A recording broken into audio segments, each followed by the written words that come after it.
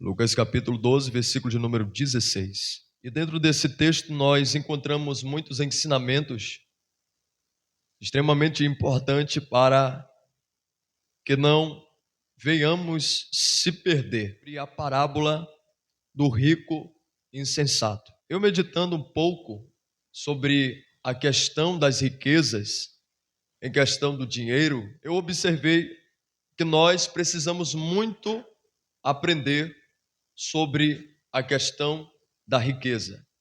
Nós sabemos que é um assunto que não é muito relativo. Nós sabemos que é um assunto que, no meio cristão, e principalmente evangelho, é uma polêmica, pois algumas pessoas, por ignorância, isso é falta de conhecimento bíblico, eles acabaram se transformando em pessoas com mentes e pensamentos religiosos. E é por isso que o assunto de riqueza, de dinheiro para o cristão foi polemizado, ou seja, se tornou uma polêmica. Mas esta parábola do rico insensato vai nos fazer entender que o problema nunca esteve na riqueza. O problema nunca esteve no dinheiro. Jesus, quando começa a falar sobre esta parábola, um dos contextos desta parábola está no versículo de número 15. E ele disse-lhes: acautelai-vos e guardai-vos da cobiça, porque a vida do homem não consiste em abundância das coisas que ele possui. Você percebe que dentro dessa parábola, Jesus está ensinando que existia um homem muito rico, um homem que tinha muitas posses. Ele vai dizer para a sua própria alma, e ele vai dizer: descansa, porque nós temos em abundância. Aí Jesus vai dizer que Deus vai se apresentar no meio dessa parábola, dizendo para aquele homem: tolo, a esta noite te pedirão a tua alma. E tudo isso para quem tu deixou preparado. O rico insensato, ou seja, o rico tolo, que não tem sabedoria, que é desprovido de sensatez, de prudência, e mesmo assim ele almeja aumentar a sua riqueza. Por isso, nós precisamos entender o primeiro ponto. O problema nunca foi a riqueza. Então lá vai o primeiro conceito que eu quero quebrar, porque isso é polêmico para quem é ignorante de conhecimento e acha que a riqueza é maldição. A primeira frase que eu quero que você guarde com você é, diga comigo: dinheiro no bolso é bênção.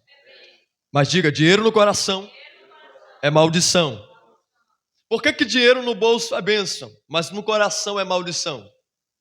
Porque quando eu estou com dinheiro no bolso e eu não levo ele para o coração, é eu dando espaço para Deus ser prioridade na minha vida. E é por isso que Jesus, certa feita, vai dizer: vós não podeis servir a dois senhores, porque ou há de aborrecer um e agradar o outro. Aí ele vai concluir essa mensagem dizendo: vós não podeis servir a Deus e a riqueza. Em outras traduções, Jesus diz: vocês não poderão servir a Deus e ao dinheiro. Para você entender que o problema nunca foi na riqueza, nunca foi no dinheiro, mas o problema sempre esteve em nós. Você vai entender isso aqui. 1 Timóteo capítulo 6, versículo de número 10. Olha que Paulo vai dizer: pois o amor ao dinheiro é a raiz de todos os males. Veja que Paulo está dizendo que não é o dinheiro que é a raiz de todos os males, mas é o amor ao dinheiro que é a raiz de todos os males. O problema não é o dinheiro, o problema é o amor que você coloca nele. Porque quando você coloca o teu sentimento acima de Deus, você faz do teu dinheiro o teu Deus. Paulo continua dizendo: algumas pessoas, por cobiçarem o dinheiro, desviaram-se da fé. Olha que perigo. E se atormentaram com muitos sofrimentos. Quem é que não lembra daquela passagem que foi uma realidade? Não? Jesus estava parado em um lugar, aí o jovem rico vai se aproximar dele. O jovem rico que conhece todos os 10 mandamentos e vai fazer uma pergunta a Jesus. Bom mestre, o que farei para herdar a vida eterna? Primeiro, eu não sou bom, bom é meu pai. Aí ele vai dizer, tu sabes os mandamentos? O rico vai responder isso aí. Aí ele vai continuar dizendo, não matarás, não furtarás, não adulterarás, não darás falso testemunho, enfim. Ele vai dizer, tudo isso eu sigo desde a minha mocidade. Aí Jesus vai olhar para ele, como Jesus conhece o coração do homem, e vai dizer, ainda te falta uma coisa. Vai, vende tudo que tu tem e dá e distribui aos pobres e vem e segue-me. Mas entrando em um raciocínio sobre isso que Jesus falou, Jesus não quer que o rico, o jovem rico, se torne alguém miserável, se torne o pobre. Não.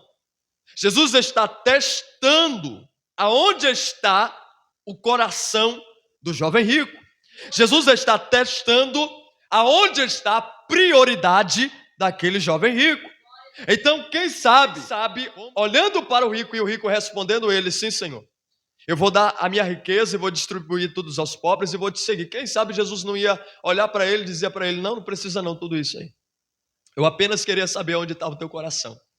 Mas como o coração daquele jovem rico não estava em seguir Jesus verdadeiramente, pois ele se enganou, porque ele afirma dizendo que conhece todos os mandamentos, e isso desde quando ele era moço, desde quando ele era pequeno, ou seja, ele frequentava a sinagoga, ele sabia os princípios de Deus, porém, a prioridade dele nunca foi Deus.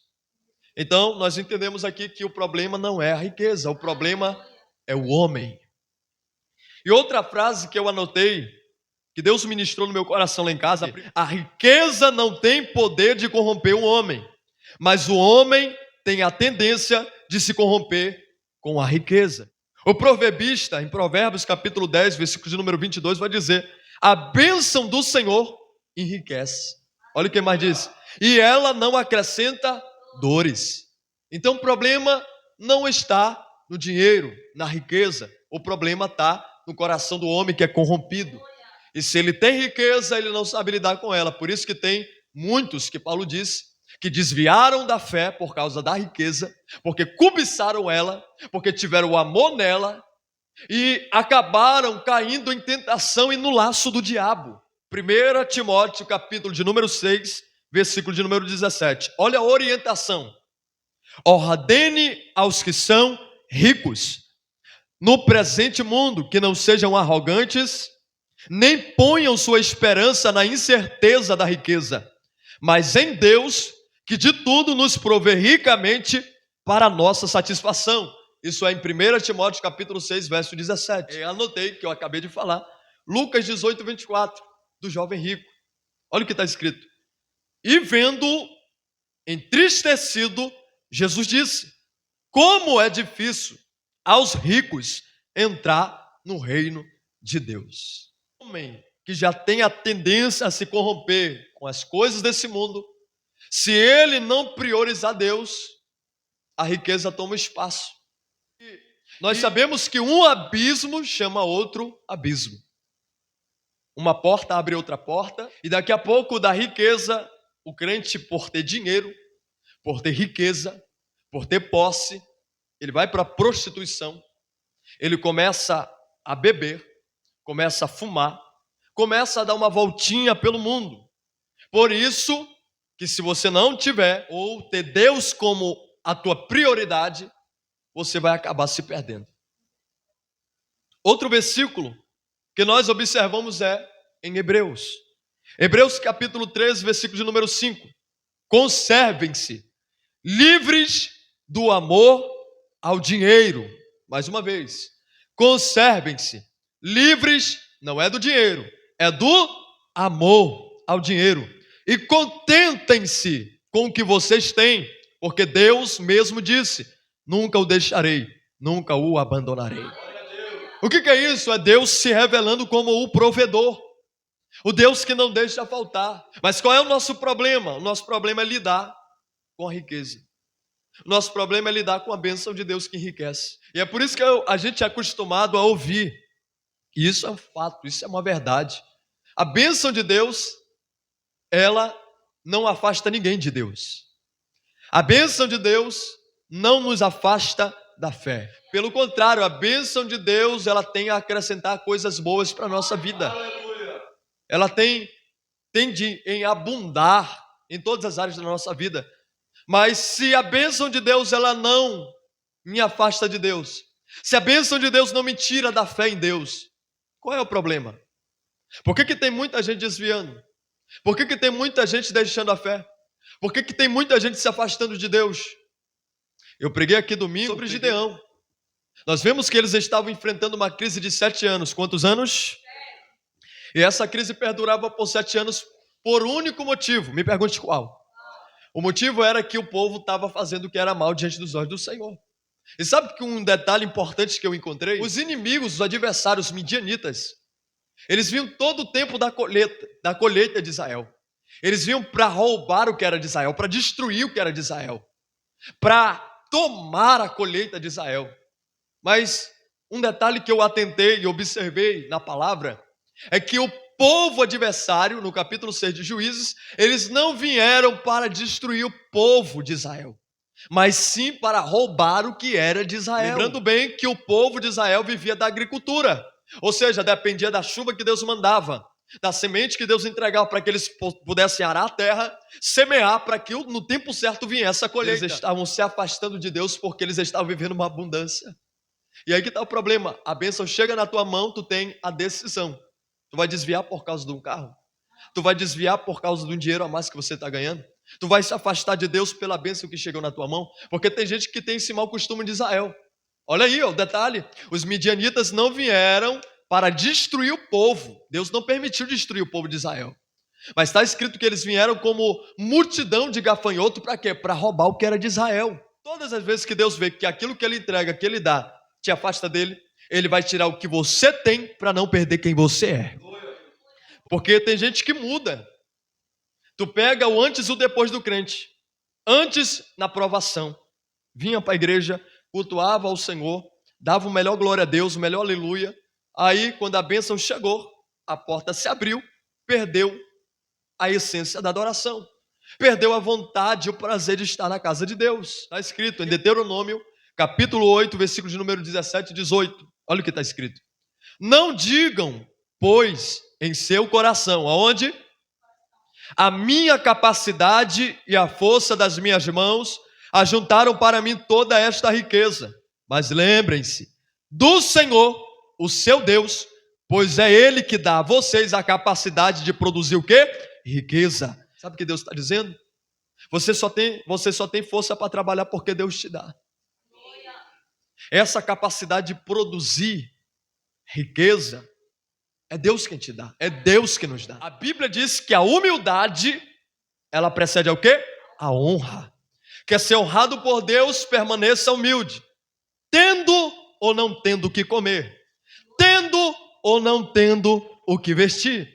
Por mais que você não tenha uma roupa de marca, por mais que você não tenha um sapato de grife, por mais que você não tenha o que você deseja no momento, entenda, se você é fiel a Deus, no pouco Deus vai te colocar no muito. Diga glória a Deus. Deus não está anulando a vida em abundância. Você ganhar um salário melhor, você ter uma casa boa, isso nunca foi problema. O problema é você perder a tua fé por causa de tudo isso. Primeiro e o grande mandamento que Jesus ensinou: amarás o teu Deus sobre todas as coisas. Porque se a gente ama a Deus sobre todas as coisas, automaticamente eu estou priorizando Deus. Por que eu sou contra e nós pregamos contra a teologia da prosperidade? Isso é bom tu aprender. A teologia da prosperidade que muitos pastores ensinam é que o que você determina, você tem. Sendo que não é assim. Porque quando você vê alguém dizendo, eu determino essa porta aberta, eu determino que você vai ser próspero, está errado. Até porque quem dá é Deus. E se Deus resolver não te dar? É por isso que a gente nunca viu uma geração tão depressiva como nós vemos hoje no nosso século. Por quê? Porque a geração de hoje é uma geração que é ansiosa. pelo amanhã que ainda nem chegou e quer ter o que não pode com facilidade. E quando não tem o que quer, acaba se frustrando. Aí entra no quarto, se acaba em tarja preta, fica isolado e acaba ficando uma pessoa depressiva. Porque não tem o que quer, não tem o que deseja. E é por isso que a gente não pode cair nessa armadilha do diabo, de querer ter o que Deus vê que também vai nos afastar dele. Pastor, é bênção eu ter um carro do ano? É bênção. Mas como eu te disse, se o teu coração não estiver restaurado em Deus, você vai se perder quando o carro chegar. Você vai se perder com o dinheiro na conta bancária. Você vai se perder quando você começar a ver que as coisas que você queria chegar na tua mão. Então, o que a gente tem que entender é que nesta parábola, primeiro, nós precisamos ser sensatos, prudentes. Porque o rico aqui é insensato. E o fato de ele ser insensato fez com que ele perdesse a sua alma. Aí quem não lembra daquele versículo que Jesus diz, que é muito parecido com esse. Ele diz que adianta o homem ganhar o mundo inteiro e perder a sua alma. Sabe o que é isso? Você olha para, por exemplo, as celebridades do nosso tempo presente. Você olha, por exemplo, para os artistas, os famosos, que possuem grandes riquezas. Aí você vê que eles estão se perdendo porque o dinheiro, a riqueza, as coisas da terra se tornaram mamon na vida deles, o Deus deles. E tem muitos por aí que dizem, se não fosse a minha riqueza, eu não estaria onde eu estou. Tem gente que auto se promove por causa da sua riqueza. Aí Paulo diz, cuidado, manda eles ter cuidado. Quem? Os ricos desse século. Para que eles não sejam arrogantes, para que eles não venham cair. Olha só, na esperança incerta que as riquezas dão. Porque riqueza, irmão, riqueza dá para comprar tudo da terra. Mas não dá para comprar o céu. Compra uma melhor cama, mas não compra paz para dormir. Então qual é o problema? O problema é você ser imprudente e não saber lidar com essas coisas. E é por isso que nós temos uma grande necessidade de pedir maturidade de Deus. Porque quem é maduro o suficiente, não é qualquer coisa que vai lhe desviar. Não é qualquer coisa que vai lhe afastar de Deus. Porque quem é maduro em Deus, ele sabe que nada pode tomar o lugar de Deus. Há um só lugar, há um só trono no nosso coração. E quem senta aí, quem decide é você. Se é Deus, se é as coisas do mundo, se é o diabo, porque só há um trono. Há um só espaço para Deus, para o diabo ou para as coisas. Você escolhe. Quem é que está sentando hoje no trono do teu coração? Quem é que está tendo a primazia, a prioridade na tua vida? E o que o Senhor quer dizer por aí? Multidão é interesseira. Multidão só está com Jesus enquanto as portas estão abertas. Porque quando a porta fecha, a multidão se revela e vai embora. A multidão está presa nas coisas da terra, mas os discípulos estão apegados nas coisas do céu. Enquanto nós não tivermos uma mente renovada, nós não seremos transformados. E se eu não tenho transformação na minha vida, eu sou alguém que não dá para lidar com conquista, com vitórias. Porque se eu tiver conquista, eu corro o perigo de me corromper. E se eu tenho vitória, eu corro o risco de me acomodar. Então, enfim, nós precisamos guardar essa palavra no nosso coração. Priorizar Deus. Porque se você priorizar Deus, o acréscimo vem como consequência.